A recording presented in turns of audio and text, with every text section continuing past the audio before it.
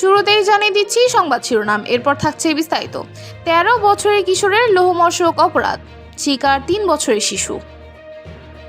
শাপলা শাহবাগ কর্মীদের ঐক্যেই হাসিনার পতন, বললেন মাহফুজ আলম। বিস্তারিত। চারপাশের অপরাধের মাত্রা বেড়েই চলেছে, তবে এবার যা ঘটেছে তা রীতিমতো শিউরে ওঠার মতো। আপনার ধারণা দর্শকের বয়স কেমন হতে পারে? 25, 30 নাকি 50? যদি বলি মাত্র 13 বছর বয়সী এর কিশোর, আপনি কি বিশ্বাস করবেন?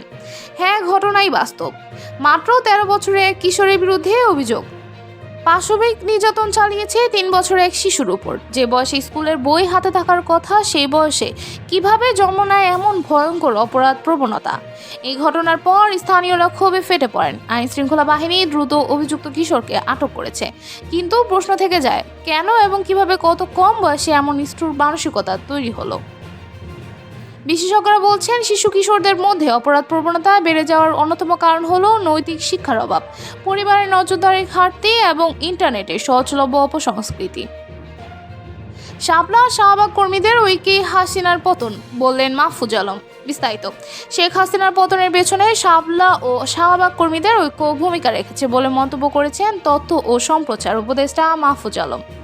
এক ফেসবুক পোস্টে তিনি বলেন, একসময় মুখোমুখি অবস্থানে থাকা শাপলা ও শাহবাগের কর্মীরা মুজিববাদ, ভারতপন্থা ও শেখ পরিবারের বিরুদ্ধে একত্রিত হয়েছিল। এই ঐক্যই হাসিনা সরকারকে ফেলে দিতে মূল ভূমিকা রাখে।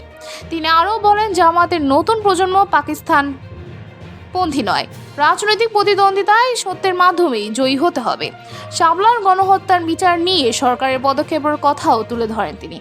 গণ অভ্যুত্থানের পরবর্তী সময়কে সংলাপ মুখর ব্যাখ্যা দিয়ে তিনি বলেন, মুজিববাদ বিরোধী শক্তিগুলোর মধ্যে বোঝাপড়া বাড়াতে হবে, শত্রু কমাতে হবে এবং দীর্ঘমেয়াদে প্রতিপক্ষ পরাজিত করতে হবে। এই ছিল সর্বশেষ আপডেট। নতুন নতুন আরও আপডেট পেতে আমাদের সঙ্গেই থাকুন। ধন্যবাদ।